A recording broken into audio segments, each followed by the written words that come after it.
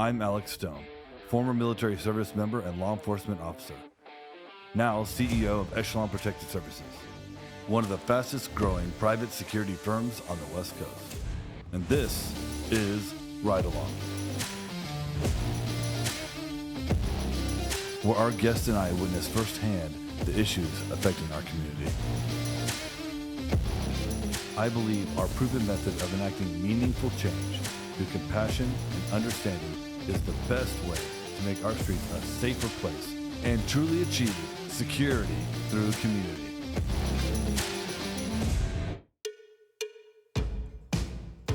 Hi, my name is Will Lathrop. I'm running for Attorney General of Oregon. That's Oregon's Chief Law Enforcement Officer. I spent 20 years in law enforcement as a prosecutor and a human rights lawyer, and I'm excited to be here at the Ride Along podcast today.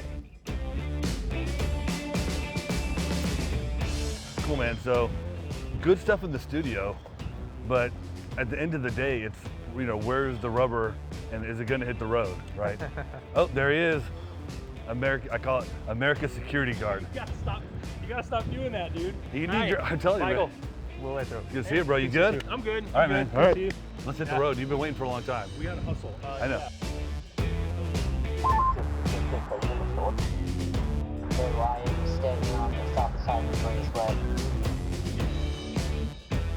So Bach called us and he hurried us to the van. We have a guard that was maybe 10 blocks away with an aggressive individual, and we're en route now. Is this something that's really normal for people that are working from in your security company, where they're dealing with aggressive people, or This is calling for backup? This is the job, yeah. Yeah. It's very standard. At what level do you start calling the police? Like, at what point do you think it rises to a level that you need to? Ideally, we would call the police right now, but because they really haven't done anything, we would be waiting on the phone for how long, Bach? My record is 26 minutes on hold with a life-threatening emergency. Yeah, but this is like not even life-threatening. Agreed. But that's my point. Like, when it escalates, when it's not that level, Yeah. you could be waiting for hours. Yeah. This would be classified as non-emergency. So 45 minutes easily. Yeah. And at that point, Do you ever worry about what could happen to some of your officers? Daily. yeah, all the time, Yeah. all the time.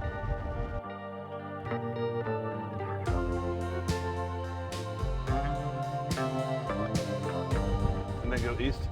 Yeah. It sounds like he's fine. Yeah, I said code 4. Yep.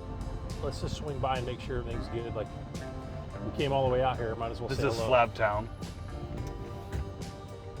And we probably have like 30 blocks we patrol just in this area of Portland. Yeah. This is its own district that we have 24-hour patrols going on in. Okay. Right here is where he was. Oh, there he is, right up to the right. Yeah, there's 2 up there. Yeah, they're up there. You want to jump out? Yeah, that's fine.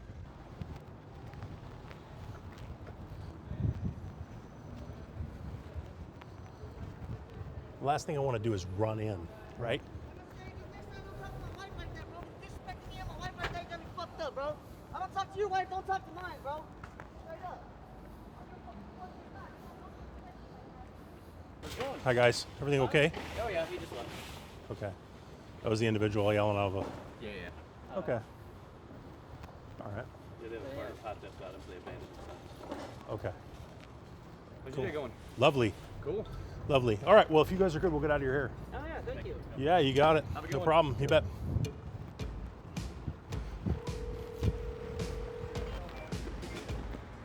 Yeah.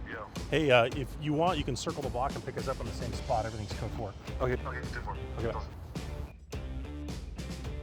So we just finished up that call in Slab Town, and it looked like our guard was able to defuse the situation. And we've just been out here in the West End patrolling. The West End's an area that, as of late, there's just been a lot of criminal activity, cartel activity, drug dealing, stuff like that. What drives it to the West End? Why is it coming here?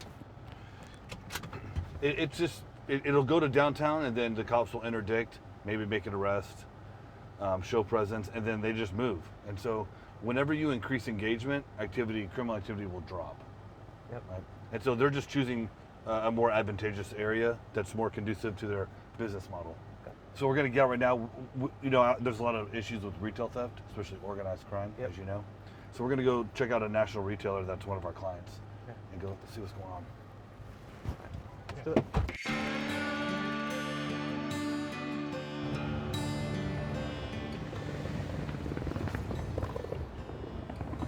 Wonder if he knows.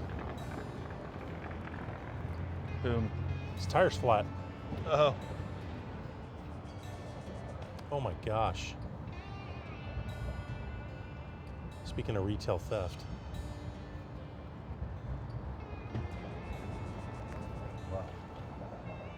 Hey, Sarah. Set the headphones in. Sarah. Sarah!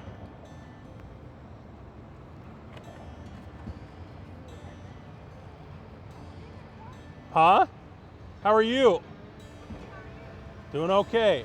Hope you're doing well. Whenever we are on the street, Bach will have cigarettes. All our guards have cigarettes. Just dish out. Dish out, de-escalate, conversational, whatever, building a little street credit. Kind of So- use it to view situations sometimes. Yeah, always. All the time. Bottles of water. We actually have a thing of, we haven't handed any water out today, but we have a cooler of water in the back of the van as well. Your guards are seeing a lot of difficult things. People Yeah. almost lose their lives, violence. If there are any sort of services, or what do you do to help them deal with the secondary trauma of their job? So obviously, you know, we always have insurance that's available and medical services. We also have an individual within the company that is designated to kind of reach out. As a former chaplain, you know, that's really critical. It's important to have that type of personal care for each of the guards. And we always do check-ins. We had several guards that have actually witnessed murders on the street. Wow. People shot right in front of them. One of the guards, he was 5 feet away. The guy's face was blown off. Oh, wow. And I think he's witnessed probably 3 murders now in the past 3 years. And that very next day, me and the COO, we sat down with him and did a good 2-hour check-in. Weren't you in the room? There was a lot. you There's came been a in lot of trauma. A lot of trauma. There's been a lot of trauma. We've had shootings in the park blocks where we've had to put tourniquets on. And Yeah. We've had a lady that her throat was slashed. Yeah, I had a gal stabbed in the throat in front of me. Wow. I mean, the norm has pretty much shifted pretty hard. Is it hard to keep people, or do people stay long term, or is there a lot of turnover because of that? No, I mean, I don't find it any more unusual because of that, but because the environment is this. But This industry has a very high rate of turnover. It's actually Just 2 general. to 300% annual turnover rate in the security industry. Our turnover rate is around 47%. So as an industry standard, extremely low. Do you have any success stories where one of your guards has been able to intervene in some sort of criminal activity or some sort of distress activity and it's really changed somebody's life in a positive way?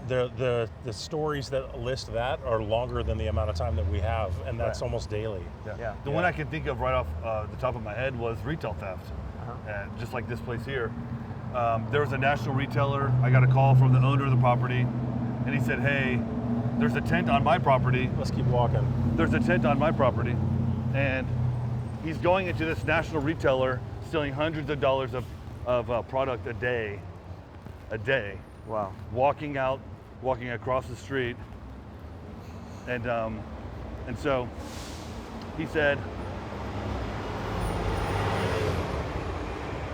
what can you do? So we sent one of our directors over there. We sent one of our directors over there. Our directors made contact, and I said, do whatever you got to do. Take your time. Just spend time there. And they used our community engagement model. Handed him a cigarette, got him a drink of water, and said, "Hey, what's going on? Like, why are you here? What's going on in your life?" Yeah.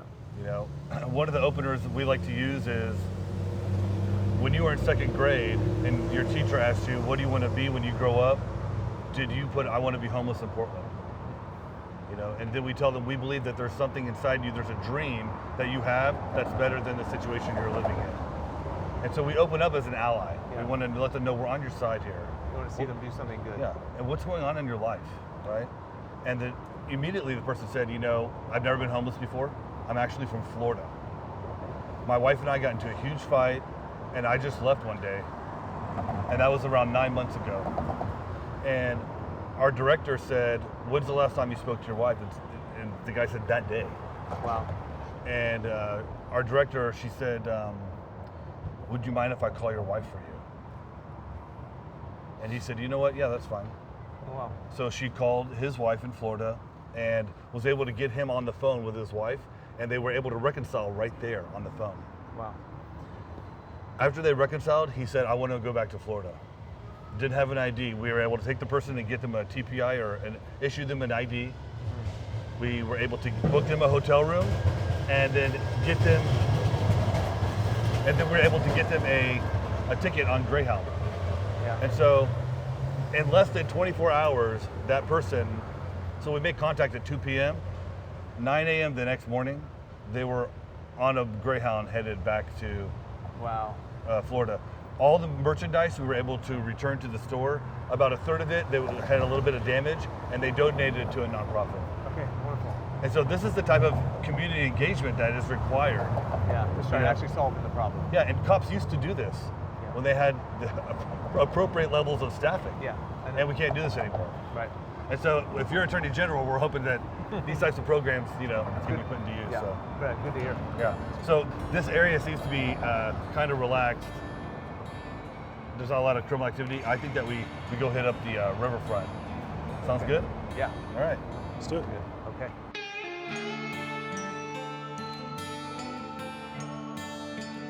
Does the time go pretty fast, It can. or does it go slow? No, it can go very fast. I don't find myself twiddling my thumbs. Yeah, I find myself wearing out my boots a lot. okay. And it always seems like everywhere I go, there's something to do, someone to touch, someone to interact with, someone to help.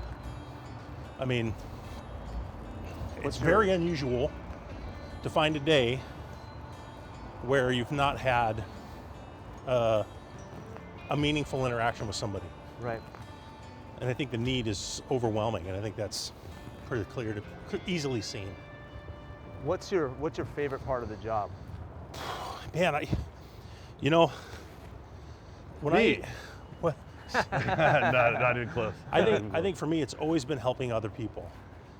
There are a few things that are more, Up this way? Yeah. there are a few times that are more satisfying than being able to help somebody turn their life around.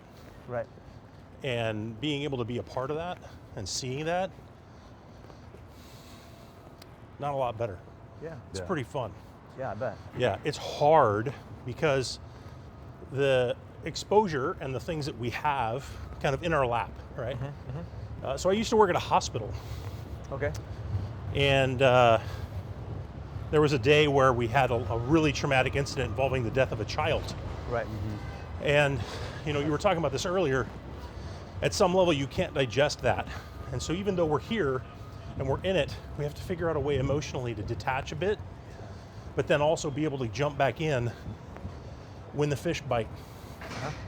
Because we'll ask, do you want help? Do you want resources? Do you want to, get back to your family in Nebraska? Do you want a shelter? And it's no, no, no, no, no, no, no, maybe. And that maybe, it's like, awesome. That's the Let's jump in. That's- Yeah. And that's it the happens. It happens on a big scale, usually right after somebody's overdosed. Right when they revive, they're like, "Oh my gosh, I feel so sick. This isn't life. Don't you want to enjoy what you have?" And they'll tell stories about their family, their children, and then it's like, okay, how about addiction resources? How about taking steps to get your kids back in your life, because they need you. And it's pretty fun to Let's be a part of continue that in the car. Yep, Yeah. yep.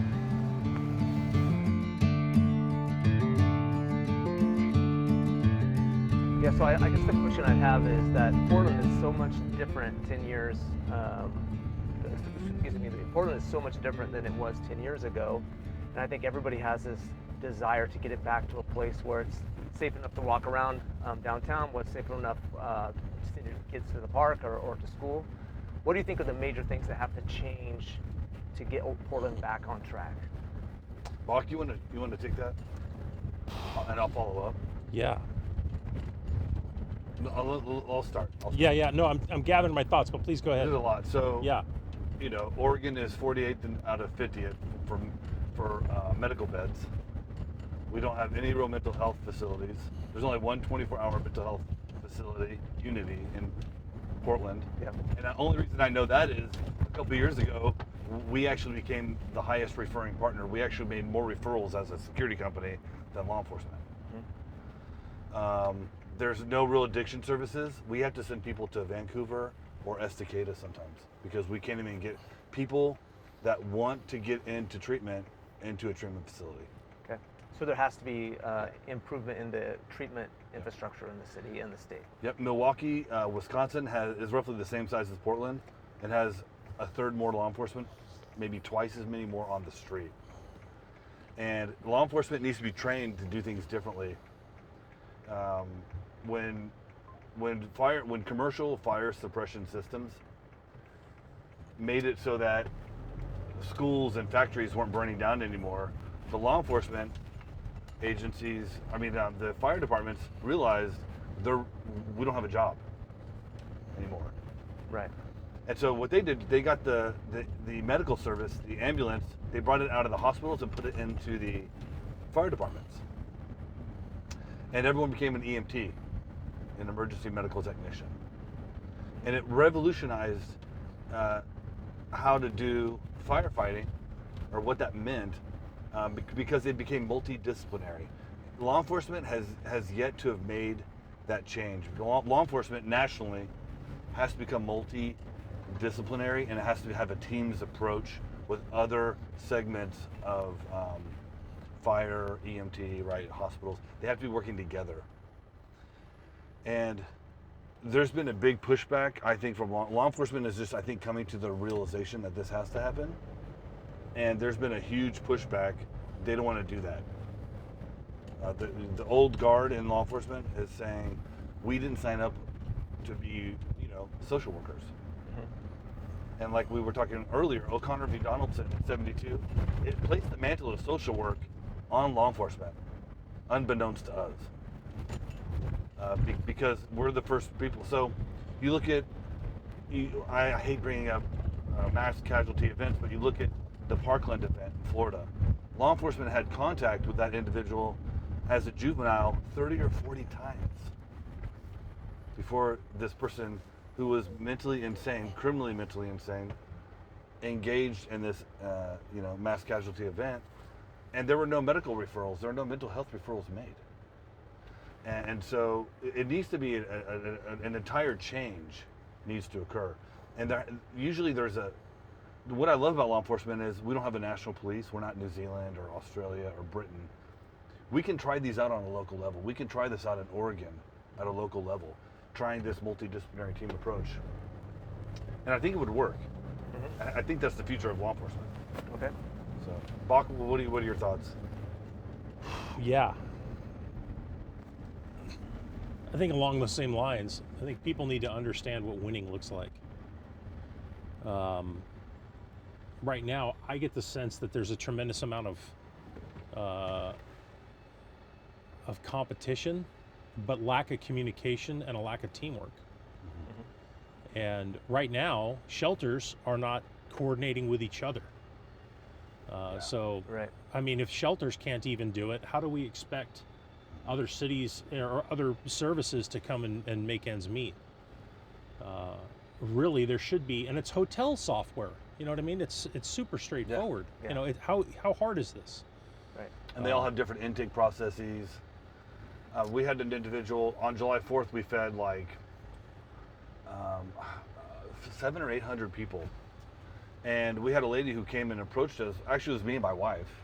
It was down here in Old Town, and she said, and her name, I don't say her name, but we knew who she was. Yeah.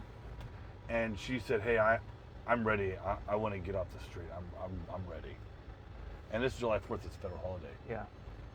There's nothing open. Nothing open. So we were like, okay. These people don't know how to do any of this. So we had to tell her, we can't get you into shelter today. Show up tomorrow. We'll do all the paperwork. So there needs to be immediacy. There needs to be a lack of bureaucracy that people can just frictionless entry into. If your children were out here, would you behave differently? Right. If it was your child, Yeah. What does it look like for a woman who is living on the streets in Portland? What is your risk? What is your exposure? Super high. it's very high. So the last statistics I saw in the past 10 years, so 10 years ago, only like 1 out of 20 homeless people were a female. And now it's 1 out of 5. And the majority of women that spend more than 3 months on the street are sexually abused. Yeah. That's the reality. And I would say men as well, but it's less reported. In a subculture where you have very little, anything can become a commodity, especially sex. And sex with a woman, because women are rare, the scarcity of women on the street, that commodity pays more. Sex with a woman. Yep. And so any woman that becomes houseless is automatically a commodity. Or is viewed as a commodity. Viewed as a commodity, yeah. And what do you think that like the trauma of all of that does to a woman's ability, if she has mental health issues or addiction problems, to get clean or to get into facilities when she's Yeah, I can badly speak to that a traumatized, little bit. Every single trauma that occurs in somebody's life makes it more difficult for them to exit this system. Their behaviors, their mindset, their barriers, they go up. Their lack of trust increases. All of those things re-victimize people. It makes it much more difficult every single time. I mean, a friend of mine said to me once that we're all living life through our personalities, and we're all sort of a victim of the trauma that we have experienced. Yeah. And each of these people who are out here are, for lack of a better term, are suffering through those experiences, and getting them to exit this life and getting them into freedom and peace and into a safe environment becomes much more difficult because of those trust barriers that have already been broken. It's like a compounding Exactly. Yeah. Yeah. Okay. What sort of, maybe you don't know the answer to this question, but what sort of services are available for people for trauma therapy, for people who are on the streets or using drugs because of something terrible that's happened to them or is continuing to happen to them?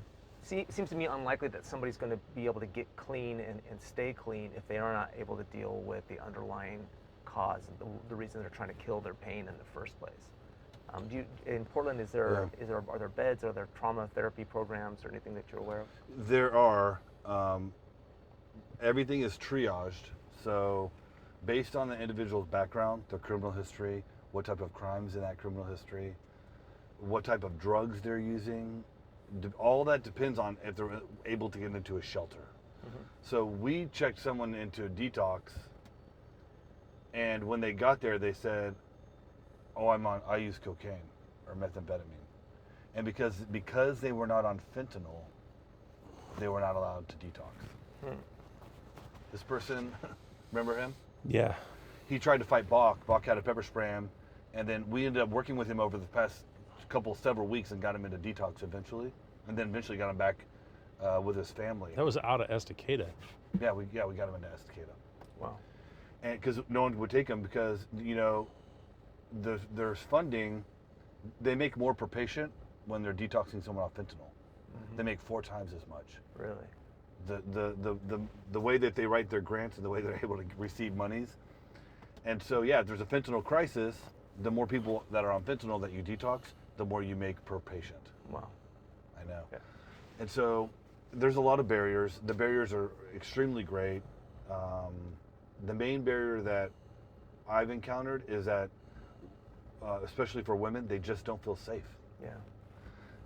I've told them there are great shelters that we work with, and I don't want to name them by name, but I've said to people, "Hey, let me get you into this place," and they said, "Oh, I'm never going back there." Specifically a female. And I said, "Why?" And they go, "I was assaulted. I was sexually assaulted." At the actual treatment facility. Yeah. Wow, And we know this to be the case because just over the weekend, I think one of the greatest people who's one of the best people at running these types of shelters, this organization runs multiple shelters all across the state.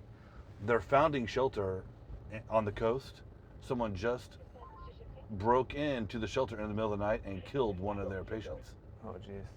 And this was in the news over the weekend. Oh, wow. And so how safe are you when your drug dealer can break into your shelter and murder you while you're sleeping? Yeah. So safety is the number one reason I think most people don't go into a shelter, is they feel more safe actually on the street than they do in a shelter. Yeah. That's disturbing. Yeah. That's very disturbing. I think the second reason is they just feel like they don't have community.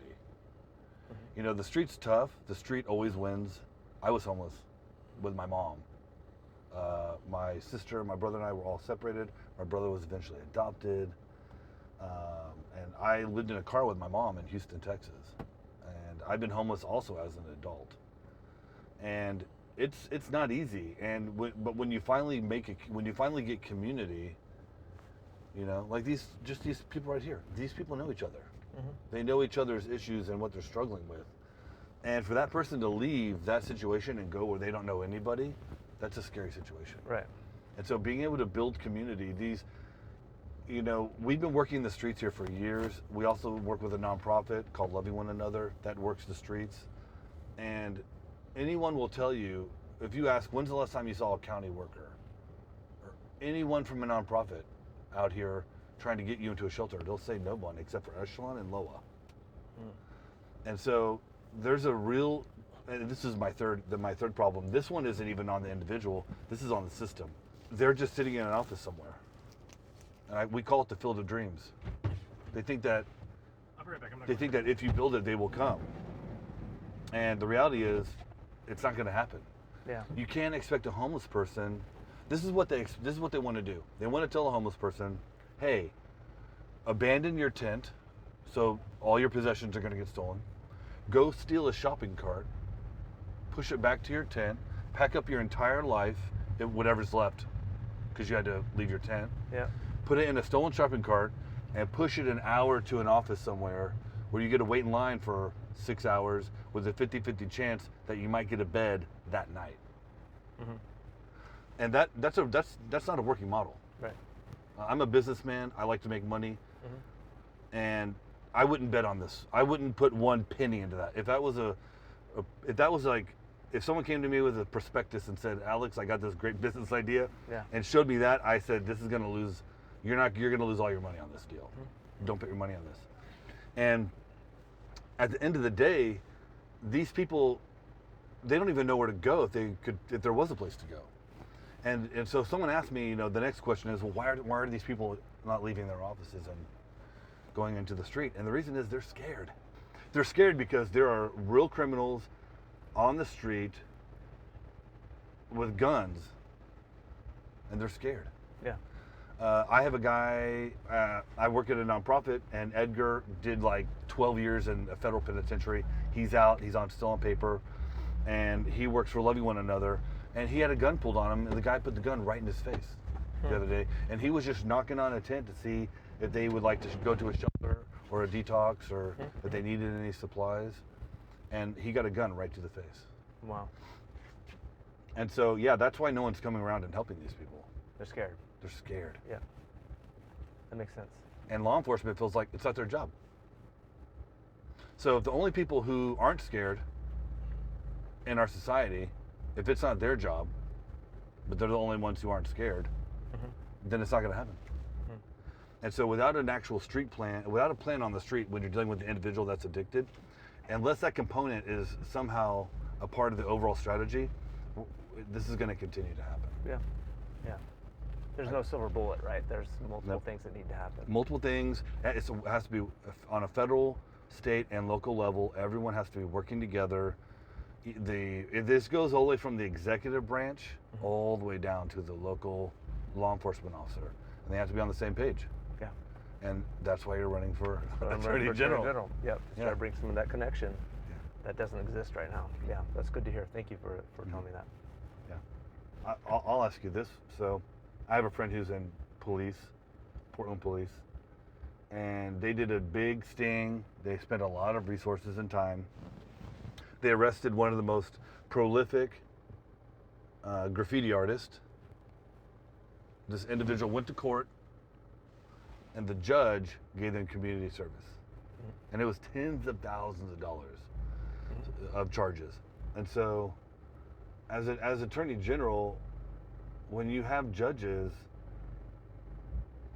that aren't willing to take crimes like that seriously, I mean, what can you do? I mean, Yeah, I mean, the Attorney General can't do, it's like one of those things where it's a law enforcement, not a law creation position. It's also not a judicial position. So ultimately, our system is set up that with these checks and balances between the legislator, the law creators, and the executive branch and the judicial branch, and there's problems at almost every level in Oregon. So the last thing I want to do is promise that as an Attorney General, I can sort of strong arm or force courts into doing something. But I do think right now one thing is that you have to make a good case to the judge. When I was a prosecutor, I realized that it's not just bringing evidence to the case or like going through the motions or pushing print on a motion or a case. You actually have to really advocate and argue well. And so a lot of blame will go to judges for the decision they make. But if you talk to the judges privately, they'll say, I made the decision because the presentation wasn't very good. very poor, yeah. And I think that's the role that I believe that I can play. And there's always going to be times where certain judges, like police or prosecutors or any public entity, are not doing their jobs well. But it's going to be a minority of the time. And so I think right now we just need to do a much better job of enforcing the law and really advocating for crime victims and for safety in the courtroom. It's been a while since we've really had great advocacy in the courtroom. Yeah.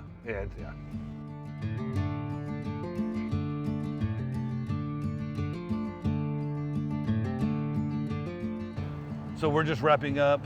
We've been patrolling with America's Security Guard, Michael Bach.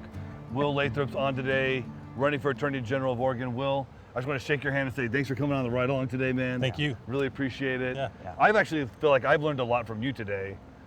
Even having been in law enforcement, I feel like I know better the role of Attorney General. Thanks. And so, why don't you tell the people, where they can find you again? Yeah. Plug your website and also your social media. And then if there's any events coming up, let us know about that. Yeah, thanks so much for this opportunity. Thanks for really opening my eyes up to some of the problems in Portland. And if people want to learn more about my campaign, they can go to willathrop.com. That's WILLLATHROP.com. And I look forward to seeing you guys again, and I hope to earn people's votes. Awesome. Thanks. Bach? Yeah. Good having everybody out. I'm glad you came out and see what we're doing, and yeah, we're looking forward to the future. Excited for you. America's Security Guard. Yeah, we hope that you win too. Thank you guys. Yeah. All right. Appreciate it. Thank you. Let's go check on this van. Got it. Right.